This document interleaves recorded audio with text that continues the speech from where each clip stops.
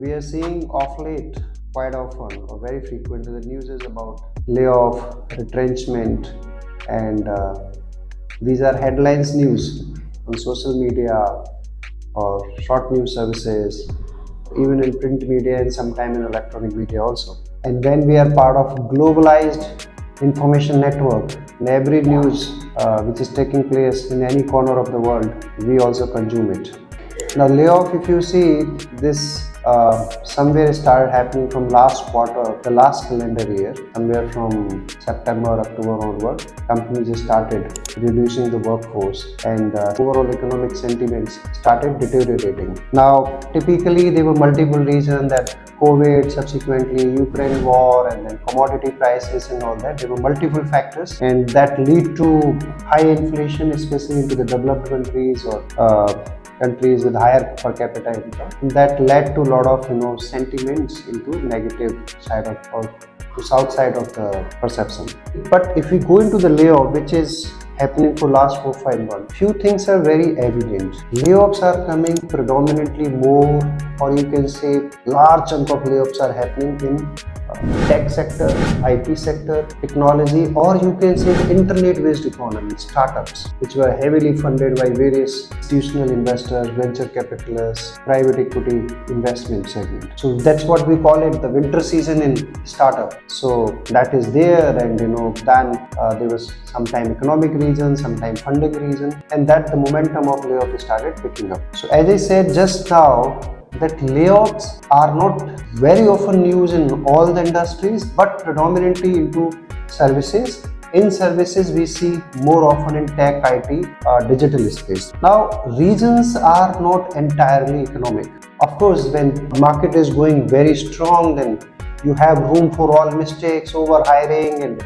expensive hiring and beyond the need. When the market set the course of correction or moderation or some kind of realistic thing, that's where these things need to be looked at. Apart from the macro factor, a lot of sectorial or you can say the behavioral reasons of the company's behavior, why these layoffs are taking place. One is that definitely overhiring. Companies which built manpower base or employee base over decades or over multi-years, suddenly they increase their headcount substantially in a period of 18 to 24 months. Say for example, post-COVID or during COVID, due to a lot of digitization and all that, headcount went substantially in double digits. A lot of time this headcount was based on optimism, based on that everything will be very good in the coming days and future, and funding will also remain forever. So the overhiring was one reason. Second thing, when there was a boom in the hiring or these tech sectors and digital sectors, a lot of expensive talent was acquired. Hire the talent at any cost, put any cost. The companies are finding way to get rid of this talent also. Third reason I would like to give, when it was employee-driven market, employees were dictating the terms, conditions of employment, that I will work from home, this condition, that reward, that ESOPs, that kind of promotion and all that. So this also led to a lot of inefficient workforce being hired, not just inefficient. According to companies, employer felt compromised to acquire this talent by agreeing to all their demands. The companies are also finding ways to get rid of such talent now, because this is employer-driven market. Many times when companies continue to hire without rationalizing or optimizing the manpower, it creates a bulge around belly in the organization hierarchy. So these recession real or perception-based or headwinds, these are also very good opportunity to reduce your belly fat. When I say belly fat, basically I am talking about the middle management. Neither their individual contributors contribute so much on hands-on, neither in the top hierarchy. So a lot of companies find that these are the liabilities, and they can still manage the performance of the company without so much negative impact on the performance. So they find a way to get rid of this middle management also. Now, and a lot of time these are typically wrong decision or anticipation at a management level. So this is also one opportunity to do the course correction by making organization leaner, fitter, and agile. So these are multiple reasons given for layoff. We don't see such massive layoffs in financial services or healthcare or transport or infrastructure or manufacturing, any other area. This is pretty evident. Now, is the recession is impacting universally? Certainly not. If you go by a lot of data, Indian economy is pretty resilient, anything hovering between 6 to 7% of real GDP.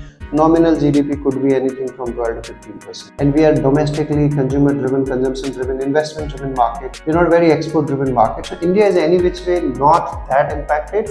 It is still to a large extent insulated from global headwinds. So if we see that, these layoff resulting due to economic factors are very pocket specific, sometimes company specific within the sector. In fact, there is a higher probability that if there is a market slowdown in a global developed countries, there is higher probability these companies will further go for outsourcing for low cost locations like low wage locations like India or Vietnam or Philippines. So there could be further job creations into outsourcing, consulting or global capability centers basically.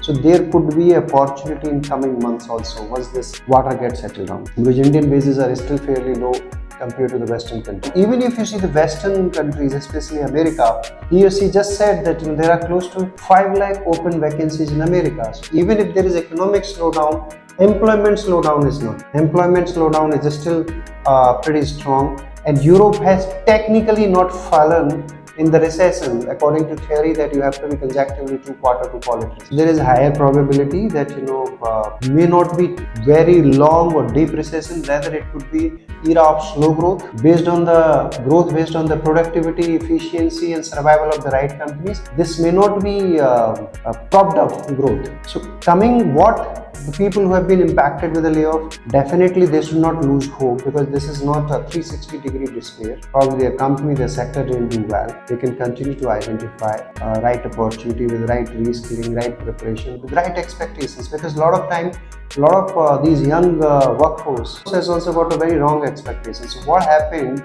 in the boom time, how they negotiated with the employers, they are still believing that they can continue to do so. So they need to rationalize their expectations and find a real worth of self. And because past is not a prologue for future. Something happened good in boom time or a very strong economy, not necessarily it will be continued. So there has to be rationalization. Coming to leaders, business leader or people who are responsible for hiring, could be CXO, could be entrepreneur or whatever it is. Hiring has to be rationalized, keeping the sound fundamentals in mind, because doing purely based out to compete or out of optimism may not work very well. Because once you start firing people, retrench people, ultimately you invite some news and it impact your employer branding in the medium to long term. It erodes the credibility of employer, that employer believe in hiring and firing. So this is also something employers need to be cautious about it, and we should be mindful about it. Definitely future looks very bright for India due to domestic factors, and India is not going to slip into any kind of technical or slower growth era, and people should be willing to come out of those sectors which are very heavy dependent on Western countries, and then they can migrate if possible to the domestic consumption driven. Happy to see your feedback.